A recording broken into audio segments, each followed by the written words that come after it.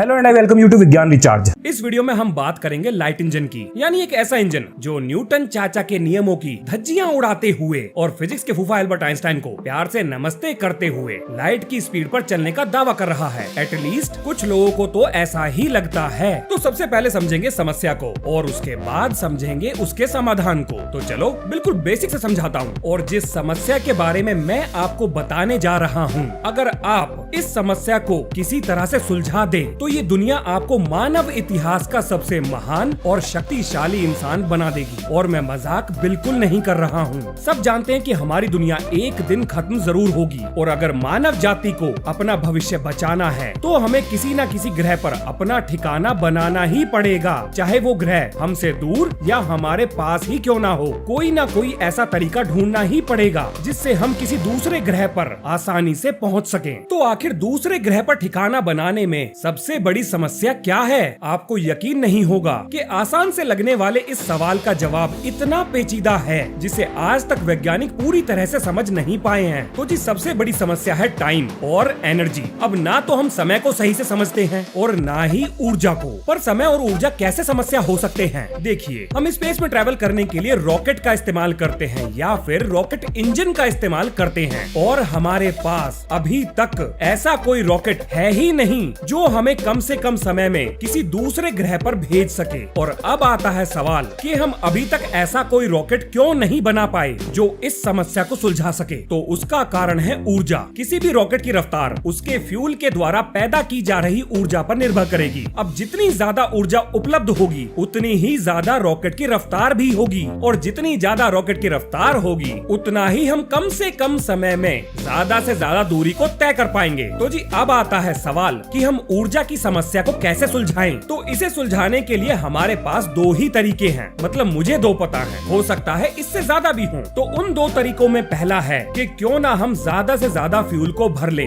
या फिर ऊर्जा का कोई नया स्रोत खोज लें, मतलब कोई नए तरह का फ्यूल। अगर मैं ऊर्जा के नए स्रोत की बात करूं तो इस बात की तो कोई भी गारंटी नहीं ले सकता कि हमें नया ऊर्जा का स्रोत खोजने में कितना समय लगेगा। ये तो उम्मीद पे दुनिया कायम है वो वाली बात हो जाएगी। लेकिन अगर हम पहले से ज्यादा फ्यूल का इस्तेमाल करें तो इससे भी समस्या ना सुलझने वाली, क्योंकि ऐसा करते ही रॉकेट पहले से बहुत ज्यादा भारी हो जाएगा और फिर भूल जाओ, समस्या तो ना सुलझती अब, बल्कि ये पहले से ज्यादा और उलझ जाएगी। लेकिन अगर हम किसी तरह से इस ऊर्जा की समस्या को निपटा लें तो भी हमें ये नहीं पता कि क्या इस बढ़ी हुई ऊर्जा को रॉकेट का ढांचा झेल पाएगा। और यही कारण है कि रॉकेट साइंस को सबसे जटिल विज्ञान कहा जाता है। पर अच्छी खबर ये है कि इस समस्या को सुलझाने की शुरुआत हो चुकी है। याद रखिए, समस्या सुलझी नहीं है बल्कि शुरुआत हो चुकी है और इसकी शुरुआत की है मंगल पर दंगल की मशक्कत में महारत हासिल करने में लगे मस्क बाबू ने। बोले तो अपने एलोन भैया, जो आजकल स्पेस में स्टारलिंक नाम का कूड़ा फैला रहे हैं। सब पैसे का खेल है। वैसे ये मस्क बाबू के बारे में मेरे पर्सनल विचार हैं, हो सकता है आप इससे सहमत ना हो, कोई बात नहीं। तो जी अब सुनो आगे। नासा के एक वैज्ञानिक डॉक्टर डेविड बर्न्स ने मस्क बाबू की कंपनी स्पेसएक्स के साथ मिलकर एक नए तरह का इंजन का कॉन्सेप्ट रखा है जिसे उन्होंने नाम दिया है हेलिकल इंजन का, जो बिना किसी फ्यूल के, हाँ जी बिना किसी फ्यूल के, लाइट की 99% रफ्तार पर चल सकता है, ऐसा उनका दावा है। और ये काम करेगा एल्बर्ट आइंस्टाइन की स्पेशल थ्योरी ऑफ रिलेटिविटी के सिद्धांत पर। और जो लोग रिलेटिविटी को समझते हैं उनकी तो मौज आने वाली है, और जो रिलेटिविटी को नहीं समझते हैं भाई साहब, उनके लिए तो मैं सहानुभूति ही दे सकता हूँ। अब नहीं, इसके अलावा एक काम और कर सकता हूँ, मैं अपनी रिलेटिविटी सीरीज की सारी वीडियो का लिंक इसी वीडियो के डिस्क्रिप्शन में डाल दूंगा। तो ये वीडियो देखने के बाद अगर आपका मन रिलेटिविटी को समझने के लिए भी कर रहा हो तो आप उसे जाकर देख सकते हो। तो अब सुनिए बहुत ध्यान से। डॉक्टर बर्न्स ने ये कहा कि जब कोई मास लाइट की रफ्तार के नजदीक पहुंचता है तो वो पहले जैसा नहीं रहेगा, वो बदल जाएगा, बोले तो वो बढ़ जाएगा।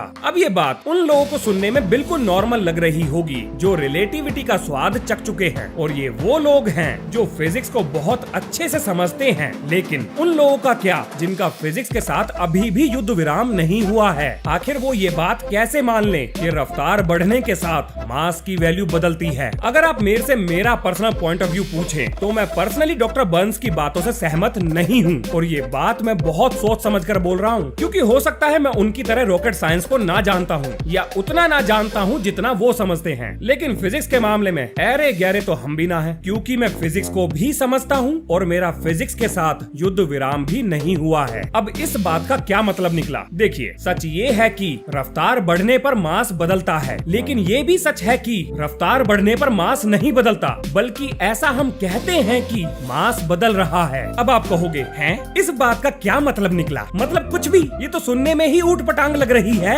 क्योंकि अगर आप सही हो तो क्या एल्बर्ट आइंस्टाइन गलत है? क्योंकि ये कॉन्सेप्ट तो एल्बर्ट आइंस्टाइन का ही दिया हुआ है। देखो, अगर एल्बर्ट आइंस्टाइन सही हैं, तो ये एक सवाल और खड़ा करता है, और वो ये कि क्या न्यूटन गलत है? क्योंकि न्यूटन चचा के हिसाब से अगर वेलोसिटी कांस्टेंट है तो मोमेंटम भी फिक्स रहेगा, क्योंकि मास तो कंजर्वेशन ऑफ मास की वजह से ना बदलने वाला। ये मेरे विचार नहीं है, बल्कि फिजिक्स की किताब में बड़ा बड़ा लिखा हुआ है, law of conservation of mass. तो मेरे पास एक वैलिड रीजन है कि मैं मास को बदलने वाली बात को चैलेंज कर सकूं। अब जो बातें मैंने ऊपर बताई, इसका क्या मतलब निकला? इसका मतलब निकला ये कि फिजिक्स के चाचा और फूफा में तलवारें खिंच चुकी हैं, क्योंकि अगर मास बदला तो न्यूटन गलत हो जाएंगे, और अगर ना बदला तो भैया आइंस्टाइन गलत हो जाएंगे। और मैं ऐसा क्यों कह रहा हूँ, उसका मैंने प्रॉपर रीजन दिया है, क्योंकि रिलेटिविटी सही है, ये हम जानते हैं, प्रूव हो चुका है, और law of conservation of mass भी सही है, ये भी हम जानते हैं, ये भी प्रूव हो चुका है। पर दोनों एक साथ सही कैसे हो सकते हैं, ये आप नहीं जानते हो, लेकिन वैज्ञानिक जानते हैं। और कमाल की बात ये है, मैं भी ये बात जानता हूँ, और मेरा वादा है आपसे, आज के बाद ये बात आप भी जान जाओगे। तो जी, जो मैंने आपको बताया उसे समझाने के लिए आपको समझना पड़ेगा कि रिलेटिविटी और मास के बीच में आखिर रिश्ता क्या है, और उसे समझने के बाद ही आप समझ पाओगे लाइट इंजन को। अब देखो, मास को मैं पहले ही एक वीडियो में समझा चुका हूँ, तो मैं उसी की एक छोटी सी क्लिप यहाँ पर लगा रहा हूँ, जो शुरू होती है अब। अगर मास समझ में आ गया तो समझो सब समझ में आ गया। किताबों में लिखी मास की डेफिनेशन कतई जहर है, उसे बदलने की सख्त जरूरत है। ये मेरे खुद के विचार हैं। अगर आप इससे सहमत ना भी हो तो भी चलेगा, खुद की बना लो। किताबों में मास को वेट और मैटर की क्वांटिटी से जोड़कर देखा जाता है, लेकिन मैं मास को इनर्शिया नापने का जरिया मानता हूँ। जितना ज्यादा मास उतना ही ज्यादा इनर्शिया। अब ये इनर्शिया किस खेत की मूली है भाई साहब? ये न्यूटन के खेत की मूली है, जिसकी सलाद काटी थी एल्बर्ट आइंस्टाइन ने। अब इनर्शिया ने ऐसा क्या बोला? इनर्शिया ने बोला, अपन को छेड़ने का नहीं, अगर छेड़ा तो अपन छोड़ेगा नहीं। लेकिन फिजिक्स को मजाक में लेने वाले दुर्दांत विद्यार्थियों ने, और दुर्दांत बोले तो हिंसक, बेकाबू, किसी की ना सुनने वाला व्यक्ति, बस इतनी पर्यायवाची याद है मुझे अब। तो दुर्दांत विद्यार्थियों ने इनर्शिया की सलाह को ना मानते हुए पत्थर पर पैर दे मारा, और उसके बाद इनर्शिया बोला, कैसी लगी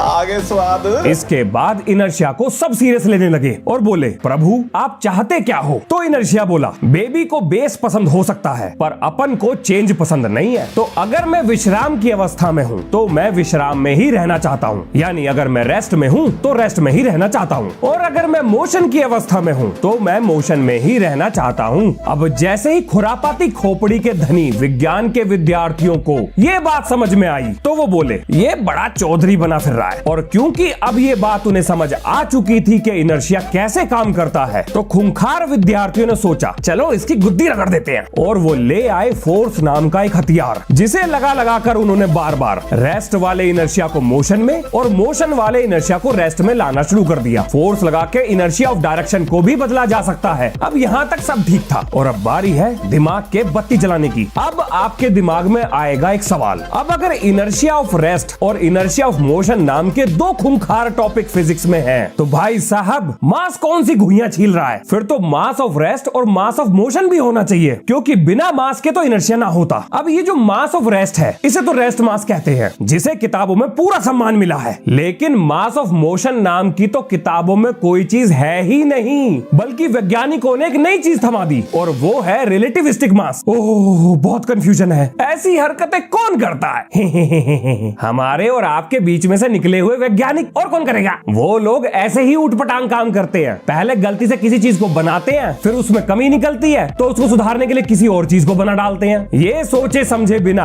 कि बाद में आने वाली पीढ़ी जब इस चीज को पढ़ेगी तो उनके दिमाग का सत्यानाश हो जाएगा। और ये चीज यहाँ पर भी हुई है। अभी समझाता हूँ पूरा माजरा। अब सवाल आता है ये कि वैज्ञानिकों ने मास ऑफ मोशन को रिलेटिविस्टिक मास क्यों बोला? कहीं वैज्ञानिक सबके मजे तो नहीं ले गए? या फिर इस वीडियो में अब कुछ बड़ा होने वाला है। अब मेरी बात को बहुत ध्यान से सुनना, नहीं तो दिमाग आईसीयू तक पहुंच जाएगा। अगर कोई चीज रुकी हुई है तो मैं कहूंगा मास रेस्ट पर है, और मास होने की वजह से उस चीज के पास इनर्शिया भी होगा, तो उस इनर्शिया को इनर्शिया ऑफ रेस्ट कहा जाएगा। अब मान लेते हैं कि इनर्शिया ऑफ रेस्ट को कोई फोर्स F बदल सकती है, तो मैं ये बोल सकता हूं कि जितना मास उतना ही इनर्शिया, और उसको बदलने में उतनी ही फोर्स लगेगी, और ये तीनों चीजें एक दूसरे पर निर्भर करती हैं। लेकिन कमाल की बात ये है कि जैसे ही कोई मास लाइट की रफ्तार के नजदीक पहुंचता है तब ये मास इनर्शिया के बराबर नहीं रहता। क्यों जी, चक्कर आ रहे हैं? और करो फिजिक्स के महंगे नशे, अभी और आएंगे। अब क्योंकि आप लोग इतने भले तो हो नहीं कि मैं कुछ बोलूं और आप मान लो, तो मैं भी पूरी तैयारी से आया हूँ। एक एक बात को साबित करूंगा। अब बारी है दोबारा ध्यानचंद बनने की, तो ध्यानचंद बनो और सुनो कि हाई स्पीड पर मास और इनर्शिया बराबर नहीं होते, और ये बराबर क्यों नहीं होते ये अब हमें जानना है। अब कंजर्वेशन ऑफ मास के नियम ने हमें ये बताया कि मास को ना तो हम बना सकते हैं ना हम मिटा सकते हैं। तो अगर कंजर्वेशन ऑफ मास का नियम सही है, जो कि सही है ही, तो मुझे ये मानना ही पड़ेगा कि लाइट के 50% रफ्तार पर चलता हुआ मास अभी भी उतना ही है जितना रेस्ट के समय था, लेकिन अब इनर्शिया उतना नहीं है जितना पहले था। और ये बात हमें कैसे पता? एक्सपेरिमेंट से पता करा है भाई साहब। कौन सा एक्सपेरिमेंट था भाई? वो पार्टिकल एक्सेलरेटर वाला। जब पार्टिकल एक्सेलरेटर में किसी पार्टिकल की रफ्तार को बढ़ाया गया तो ये पाया गया कि रफ्तार को बढ़ाने में लगने वाली फोर्स पहले से बढ़ती जा रही है। हर बार जब भी थोड़ी सी रफ्तार को बढ़ाया गया तो पहले से ज्यादा ताकत का इस्तेमाल करना पड़ा। अब ऐसा कैसे हो सकता है? अगर ये मान लें कि मास नहीं बदल रहा तो उस हिसाब से इनर्शिया भी नहीं बदलना चाहिए। और आपको याद होगा जब इनर्शिया चौधरी बनकर घूम रहा था तब खुरापाती विज्ञान के विद्यार्थियों ने फोर्स लगाकर इनर्शिया को बदला था, रेस्ट से मोशन और मोशन से रेस्ट में। लेकिन इस एक्सपेरिमेंट ने तो यह साबित किया कि तेज रफ्तार पर इनर्शिया को बदलने के लिए हर बार फोर्स को बढ़ाना पड़ रहा है। अब यहाँ पर फंस गए फिजिसिस्ट, बहुत बुरी तरह से फंस गए, क्योंकि अगर फोर्स बढ़ रही है तो इसका मतलब इनर्शिया भी बढ़ रहा है, और अगर इनर्शिया बढ़ रहा है तो इसका मतलब मास भी बढ़ रहा होगा,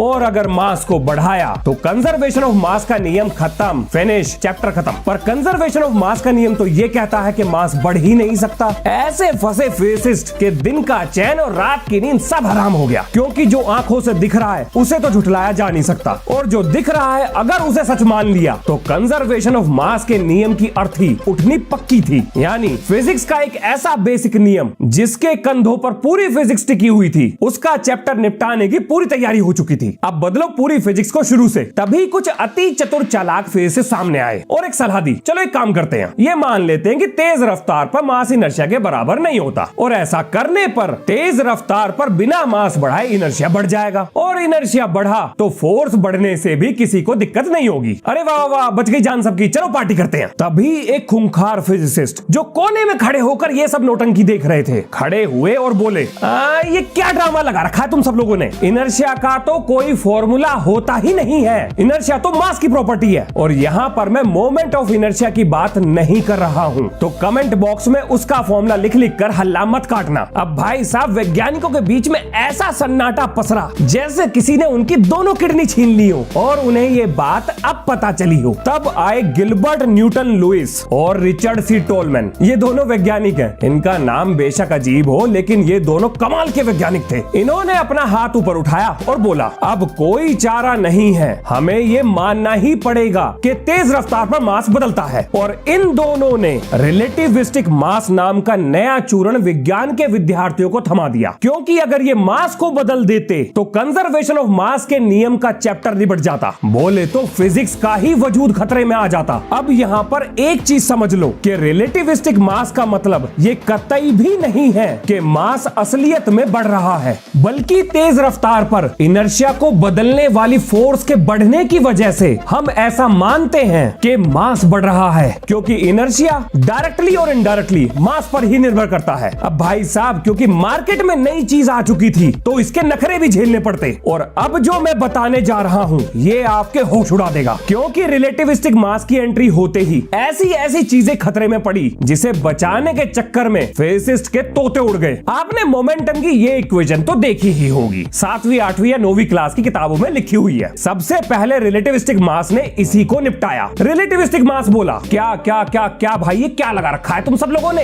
इस मोमेंटम की इक्वेशन में ये जो m है ये तो रेस्ट मास है, और अगर ये रेस्ट मास है तो इसके साथ वेलोसिटी क्या कर रही है भाई, क्या कर रही है? ऐसा कैसे हो सकता है कि तुम लोग रेस्ट मास के साथ वेलोसिटी लगा लो? वेलोसिटी के साथ तो वेलोसिटी वाला मास होना चाहिए। बोले तो हम पे ध्यान दो, हम पे रिलेटिविस्टिक मास को डालो यहाँ पर, रेस्ट मास को निकालो यहाँ से। भाई साहब रिलेटिविस्टिक मास ने मोमेंटम खत्म कर दिया, न्यूटन का नियम ही निपटा दिया। अब न्यूटोनियन मैकेनिक्स को मानने वालों की तो इज्जत पे हमला हो चुका था। वैज्ञानिकों ने रिलेटिविस्टिक मास की ऐसी कड़वी गोली बना दी थी जो ना निगली जाए ना उगली जाए। तो न्यूटन की इज्जत बचाने के लिए मोमेंटम का नया फॉर्मूला बनाया गया। और कमाल की बात है, ये बात आपको बुक्स में नहीं मिलेगी, जबकि होनी चाहिए। पर एक चीज अच्छी है, मुझे ये बात 25 साल के आसपास समझ में आई थी और आपको जल्दी समझ में आ जाएगी। तो ये है वो मोमेंटम का नया फॉर्मूला। और ये जो आप किताबों में पढ़ते हो कि P = mv, भाई साहब बिल्कुल गलत है। ये ऐसा कोई फॉर्मूला है ही नहीं, ये वाला है असली फॉर्मूला। अब यहाँ आएगा आपके दिमाग में एक सवाल, आना भी चाहिए, अगर ये फॉर्मूला गलत है तो हमारे आंसर ठीक कैसे आते हैं? ये कौन सी बड़ी बात है, अभी समझा देता हूँ। आपके आंसर इसलिए सही आते हैं क्योंकि गामा की वैल्यू को 1 से बड़ा करने के लिए किसी भी मास की रफ्तार लाइट के आसपास होनी चाहिए, कम से कम लाइट के 10% तो जरूर होनी चाहिए। अब क्योंकि आम जिंदगी में तो ये रफ्तार संभव है ही नहीं, तो इसलिए हमने गामा को वहां फॉर्मूले में लिखा ही नहीं, क्योंकि उसकी वैल्यू तो 1 ही रहेगी। तो इस तरीके से आप काम चलाकर ये फॉर्मूला इस्तेमाल कर सकते हो। अब यहाँ एक और सवाल आता है, आखिर ये गामा हाथ कहां से लगा? ये हाथ लगा इस फॉर्मूले से, और ये वाला जो फॉर्मूला है यही है रिलेटिविस्टिक मास। और ये रिलेटिविस्टिक मास वैसे वैसे बढ़ता है जैसे जैसे किसी मास की रफ्तार लाइट के नजदीक पहुंचती जाती है, और लाइट की रफ्तार पर रिलेटिविस्टिक मास इनफाइनाइट हो जाता है। अब आपको समझ आ गया होगा कि रफ्तार बढ़ने पर ऐसा क्यों कहा जाता है कि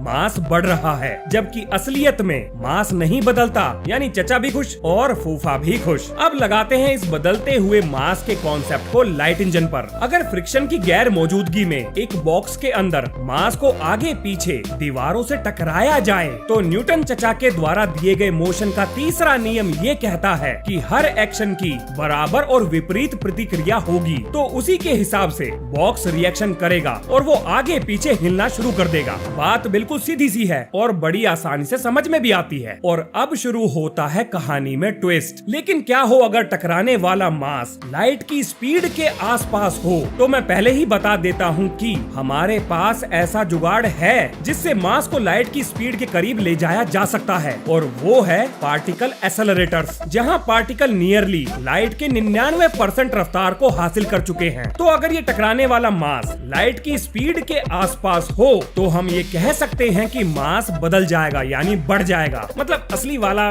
तो नहीं बढ़ेगा, लेकिन अरे यार समझ जाओ मैं क्या कहना चाहता हूँ, ये बहुत कंफ्यूजिंग है। मतलब मास एक्चुअल में तो नहीं बदलेगा, लेकिन गामा फैक्टर की वजह से बदल जाएगा। सीधा सीधा मतलब तो यही निकलता है। उम्मीद करता हूँ कि आप मेरी बात का मतलब समझ गए होंगे। तो जैसे ही ये टकराएगा ये बॉक्स को झटका देगा और बॉक्स आगे की तरफ चला जाएगा, लेकिन टकराने के बाद ये अपनी रफ्तार खो देगा। मतलब इस मास की रफ्तार घट जाएगी, और आप जानते हो कि अगर रफ्तार घटी तो मास की वैल्यू भी घटेगी। अब ये घटा हुआ मास जब इस बॉक्स के पीछे टकराएगा तो ये रफ्तार को ज्यादा नहीं घटा पाएगा, क्योंकि अगर मास चेंज हुआ तो जाहिर सी बात है मोमेंटम भी चेंज होगा। और क्योंकि अब दीवार पर पहले से कम मोमेंटम ट्रांसफर हुआ है तो नेट मोमेंटम आगे की ही तरफ रहेगा, और धीरे धीरे धीरे रफ्तार बढ़ते हुए लाइट की रफ्तार के आसपास पहुंच जाएगी। अब भैया डॉक्टर बर्न्स इस कॉन्सेप्ट को रियलिटी में कैसे बदलेंगे वो तो सिर्फ वही बता सकते हैं। मैं सिर्फ इतना कह सकता हूँ कि बात में दम है, लेकिन इससे जुड़ा हुआ परेशानियों का पहाड़ भी उतना ही बड़ा है। क्योंकि अगर मान ले कि ये इंजन बना लिया जाए तो कम्युनिकेशन कैसे करोगे? क्योंकि अगर रॉकेट लाइट की रफ्तार के आसपास चलेगा तो कम्युनिकेशन में इस्तेमाल होने वाली रेडियो वेव्स भी तो लाइट की रफ्तार पर चलती हैं। तो लाइट की रफ्तार पर चलते हुए रॉकेट की वजह से धरती और रॉकेट के बीच में बढ़ने वाली दूरी भी तो लाइट की रफ्तार से बढ़ेगी।